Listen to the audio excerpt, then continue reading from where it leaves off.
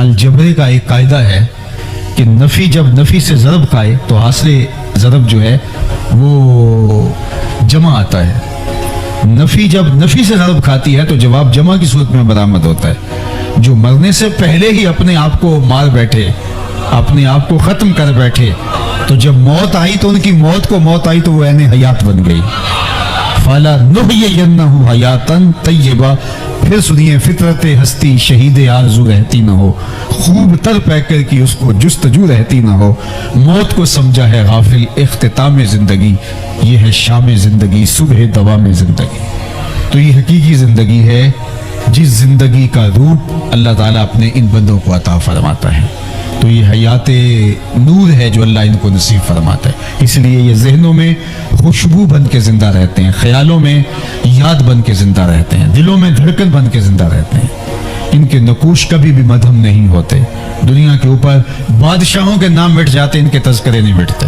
میں آپ سے پوچھتا ہوں، جس زمانے میں میرے حضور تشریف لائے تھے اس زمانے کے خاقان کا نام کیا تھا؟ عالی مرتبت علماء کرام اور تاریخ کے طالب علم اس کے علاوہ شاید کوئی بھی جواب نہ دے سکے۔ اچھا میں پوچھتا ہوں، جس زمانے میں میرے حضور تشریف لائے تھے اس دور کے کیسر کا نام کیا تھا؟ اس دور کی سپر طاقت کا پاورفل حکمران، لیکن آج اس کا نام بیان کرنے سے بہت سارے لوگ قاصر ہوں گے۔ چلو میں نے پوچھا کہ اس دور کے کسرا کا نام کیا تھا، تو انگلیوں پہ گنے جا سکتے ہیں جو اس زمانے کے کسرا کا نام جانتے ہیں۔ اس دور کی دوسری بڑی سپر طاقت کے حکمران کسرا ایران کا نام زمانہ نہیں جانتا، بلکہ 150 حکمران اس خاندان کے تخت نشین ہوئے، 3150 سال ان کا دور حکومت، لیکن شاید اس بھری مجلس کے اندر چند ایک لوگوں کے سوا کوئی بھی نام نہ بتا سکے۔ لیکن اگر میں اس مجلس میں ڈھونڈ کے سب سے کم عمر کے بچے سے پوچھوں کہ میرے حضور کے مؤذن کا نام کیا تھا، تو وہ سر اٹھا کے بلال حبشی کا نام لے گا یا نہیں لے گا؟ یار اس دور کی سپر طاقت کے حکمران کا نام تو زمانے کو یاد نہیں ہے، اس دور کی دوسری سپر طاقت کے حکمران کا نام تو زمانے کو یاد نہیں ہے، اس دور میں سرزمین ہند کا حکمران کون ہوتا تھا ہمیں یہ بھی یاد نہیں ہے، لیکن بلال حبشی کالے رنگ کا، ہونٹ موٹے، لیکن جو ہے وہ روح پہ نام نقش ہے۔ تو اقبال تڑپ کے بولتا ہے، اقبال یہ کس کے عشق کا فیضام ہے؟ رومی فنا ہوا حبشی کو دوام ہے، رومی فنا ہوا حبشی کو دوام ہے۔ سلطنت روم کا شہنشاہ وہ فنا ہو گیا، زمانے میں اس کا نام بھی نہیں آتا، لیکن بلال حبشی کا نام آج بھی دھرتی کے اوپر بھی زندہ ہے، عرشوں پہ بھی زندہ ہے۔ تو یہ ہے حیات طیبہ کا روپ۔ اس لیے ہمیں اس زندگی کو اس طرح گزارنا ہے جس طرح ہمارے رب نے گزارنے کا حکم دیا۔ اگر اس طرح اس زندگی کو گزاریں گے تو پھر ہم مرنے کے بعد بھی زندہ ہوں گے، ورنہ ہم دنیا کے اوپر رہ کے بھی مردہ قرار پائیں گے۔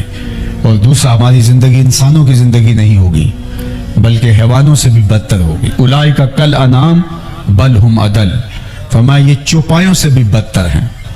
یعنی انسان ہیں، اشرف المخلوقات کہلاتے ہیں، ہوش و حواس، فہم و ادراک، بولنے کہنے کا سلیقہ سب موجود ہے، لیکن مقصد زندگی سے غافل ہونے کی وجہ سے چوپایوں سے بھی بدتر ہیں۔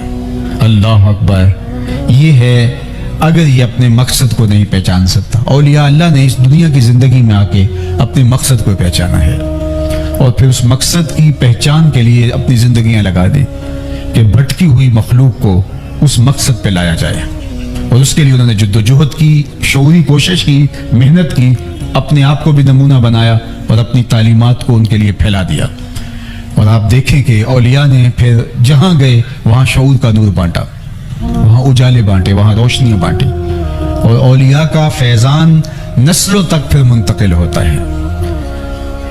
میں اور آپ اگر اپنے نسب نامے دیکھیں تو 5ویں پشت میں نہیں تو 7ویں پشت میں، 7ویں پشت میں نہیں تو 8ویں پشت میں، یا بچن لال ابا اجداد میں آئے گا یا پھر منگل سنگھ آئے گا۔ یہاں کوئی پیغمبر نہیں آیا، صوفیہ آئے تھے جنہوں نے آ کے ہمارے ابا اجداد کو دین سکھایا، دین پڑھایا، اور آج اللہ کے فضل سے، اللہ کی توفیق سے، اللہ کے کرم سے ہم اتنے لوگ اسلام کے نور سے مالا مال ہیں۔ اس وقت جو مردم شماری کے اعداد و شمار آ رہے ہیں اس کے مطابق 25 کروڑ کی آبادی یہاں ہے، جس میں زیادہ تر جو ہے وہ مسلمان ہیں۔ تو یہ یہ اسلام کا نور اس طرح بر صغیر پاک و ہند کے باقی ممالک میں، یہاں انڈیا میں دیکھ لیجیے، بنگلہ دیش میں دیکھ لیجیے، تو یہ نور جہاں ایک بھی پیغمبر نہیں آیا ہے وہاں اجالے پھیل جاتے ہیں اور اسلام کے اجالے اور روشنیاں پھیل جاتی ہیں۔ تو یہ ان بزرگوں کا مرہون منت ہے، جو خاندانی شخص ہیں، جو فرض شناس ہیں اور جو احسان شناس لوگ ہیں، وہ کبھی بھی اپنے محسنوں کی ناقدری نہیں کرتے، چونکہ بزرگوں کے توسط سے اسلام کا نور اس خطۂ ہند کو نصیب ہوتا ہے۔ اس لیے یہاں کا اغلب جو طبقہ ہے وہ شکر گزار ہے بزرگوں کا، اور اہل اللہ سے عقیدت کا رشتہ مستحکم کیے ہوئے ہیں، اور یہ مستحکم رشتہ ہی ان کے ایمان کی حفاظت کا سبب و ذریعہ ہے۔ اللہ اکبر! اگر تاریخ پڑھیں تو یہ بزرگ تھے جدھر سے گزرتے گئے اسلام کا نور بانٹتے چلے گئے۔ میں یہ بھی کہتا ہوں کہ جتنی لمبی تقریریں ہم کر رہے ہیں، ان بزرگوں نے اتنی لمبی تقریریں بھی نہیں کی، بس ان کی خاموشی ہی دین بانٹتی رہی، چونکہ جو اہم چیز ہوتی ہے وہ کردار ہوتا ہے۔ حضرت شاہ نقشبند بخاری علیہ رحمہ فرماتے ہیں، جس شخص کی خاموشی فائدہ نہیں دیتی اس کی تقریر بھی فائدہ نہیں دیتی۔ مطلب کیا؟ جس کا کردار اثر انداز نہیں ہوتا اس کی گفتار اثر انداز بھی نہیں ہوتی۔ جو گفتار دل کی اتھاہ گہرائیوں سے نہ نکلی ہو وہ تتلیوں کی طرح ہواؤں میں اڑ جاتی ہے اور تحلیل ہو جاتی، اور جو دل سے نکلی ہو، فارسی والے کہتے ہیں از دل خیزت بر دل ریزت، جو چیز دل سے نکلتی ہے وہ دل میں اترتی ہے اور گھر کر جاتی ہے، اور ہمارے اسلاف کی تھوڑی گفتگو بھی دلوں میں گھر کر گئی۔ اور آج مختلف چینلز پہ دیکھ لیجئے، سوشل میڈیا پہ دیکھ لیجئے، اور ہمارے لائیو اجتماعات دیکھ لیجئے، اتنی تقریریں تو ماضی میں کبھی نہیں ہوتی تھی، لیکن آج صرف گفتگو اور تقریریں رہ گئی، عمل مفقود ہو گیا، اس لیے کہ یہ حلق سے اوپر اوپر ہے۔ اثر انداز جو ہوتا ہے وہ کردار ہوتا ہے۔ میرے اور آپ کے آقا و مولا حضور ختم المرتبت صلی اللہ علیہ وآلہ وسلم کی زندگی کے 63 برس آپ دیکھیے، 63 برس حضور کی زندگی کے، اور 40 سال حضور نے اعلان نبوت ہی نہیں کیا۔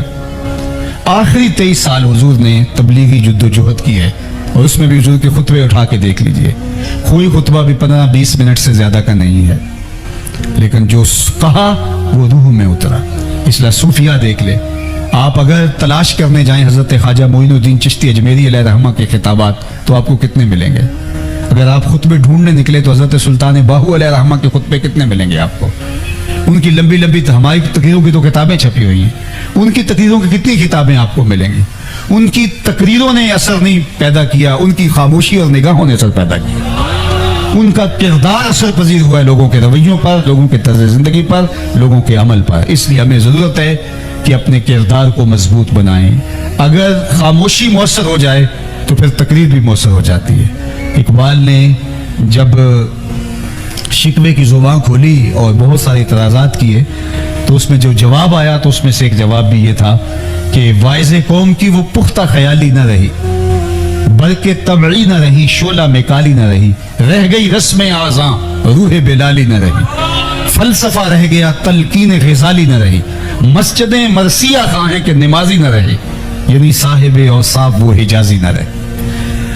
میں عرض کرنا چاہوں گا کہ ہمارے بر صغیر پاک و ہند کے اندر کتنے لوگ آئے تھے جنہوں نے اسلام پھیلایا؟ وہ لاکھوں کی تعداد میں تو نہیں تھے، وہ اگر شمار کرے پورے علاقے میں ایک ہی شخص تھا، لیکن وہ روزی روٹی کمانے آئے تھے، تاجر، پھر ان سے اثر لوگوں نے قبول کیا تو اسلام کے نور سے مالا مال ہو گئے۔ آئے تھے وہ روزی روٹی کمانے، لیکن ان کے کردار نے ایسا اثر چھوڑا کہ پھر اسلام کا چراغاں یہاں ہو گیا۔ کتنے لوگ آئے تھے، 1000 کی تعداد بھی شاید نہ بن پائے۔ دوسری جانب آج کے دور کا عالمی آپ کے سامنے رکھنا چاہتا ہوں۔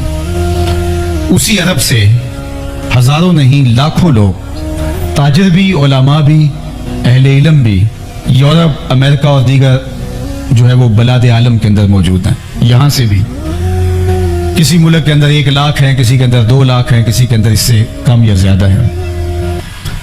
تو یہاں سے مسلمان کفر کے علاقے میں آئے تو چند 100 لوگ تھے تو انہوں نے پورے علاقے کو بدل دیا، اور یہ لاکھوں لوگ کفر کے علاقے میں گئے ہیں، وہاں تو کوئی ایک بھی کافر نہیں رہنا چاہیے۔ لیکن جب ان علماء سے پوچھیے، مولانا زبیر صاحب ہیں باقی، کہ وہاں جب یہ جاتے ہیں ان سے بات ہوتی ہے تو وہاں کے لوگ کیا کہتے ہیں؟ دعا کرو کہ ہماری اولاد مسلمان رہ جائیں۔ وہ کافروں کے دیش میں آئے اور یہاں اسلام دے کے گئے، اور ہم لوگ کافروں کے دیش میں گئے ہیں اور ہمیں حفاظت اپنی اولادوں کی کرنی پڑتی ہے کہ یہ ان کا رنگ قبول نہ کر لیں۔ تو پھر مطلب کیا ہوا کہ آج کا مسلمان اور اس دور کا مسلمان تبلیغ کے اعتبار سے، واعظ کے اسلوب کے اعتبار سے آج جدید خطابت کے رنگ اور نکھر کے بہت زیادہ نمایاں ہو گئے ہیں۔ اس فن پہ کتابیں دستیاب ہیں، ذرائع ابلاغ بہت سارے میسر ہیں۔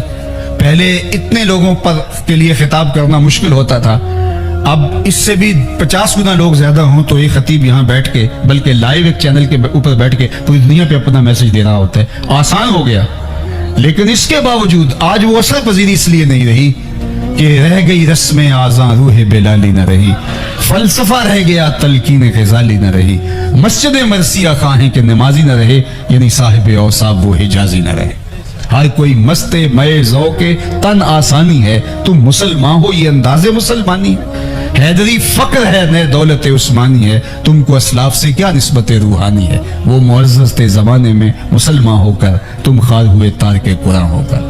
ہماری پستی، ذلت، زبونحالی کا سبب کتاب رحمت سے دور ہو جانا ہے۔ ہم صرف جو ہے وہ نام کے مسلمان رہ گئے، وہ کام کے مسلمان تھے۔ ان کی ہماری تقریر رہ گئی، ان کا رویہ تھا، ان کا عمل تھا اور ان کا کردار تھا، تو وہ کردار اثر پذیر ہوتا ہے۔ اس لیے صوفیاء کی صحبت میں آنے کا مقصد ہمارے لیے یہی ہوتا ہے کہ ہم ان کی صحبت کا نور پا کے اپنے کردار کو بہتر بنا سکیں، چونکہ خاموشی مؤثر بنے گی تو تقریر مؤثر بنے گی۔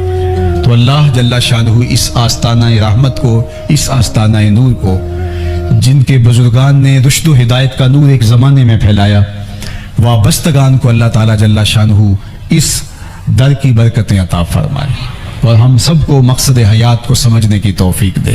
یہ تھوڑی سی زندگی ہے، اس زندگی کو اپنی آخرت کے لیے لگا دینا چاہیے۔ مقصد حیات کو اچھی طرح سے ہمیں حاصل کر لینا چاہیے۔ ہم دنیا کے اوپر آئے کیوں ہیں؟ صرف روزی روٹی کمانے آئے ہیں؟ وہ تو چونٹی بھی گھر سے نکلتی ہے، صبح نکلتی ہے، شام تک رزق حلال کماتی ہے، کسی کو ضرر نہیں دیتی، خود کھاتی ہے، بچوں کو کھلاتی ہے، موسم برسات کے لیے اپنی بل میں کھانا جمع بھی کر لیتی ہے۔ یہ اگر کام انسان کا بھی ہو کہ اس نے بھی کھانا ہے، پکانا ہے اور اس نے جو ہے وہ اپنا گھر بنانا ہے، یہ کام تو اشراط الارض اور کیڑے مکوڑے بھی کر رہے ہیں۔ انسان اپنے دیگر مشارکات سے افضل اور اشرف کیوں ہے؟ اس کا سبب اور اس کا ذریعہ کیا ہے کہ یہ کیوں باقی مشارکات سے افضل ہے اور باقی مشارکات سے جو ہے وہ اعلیٰ ہے؟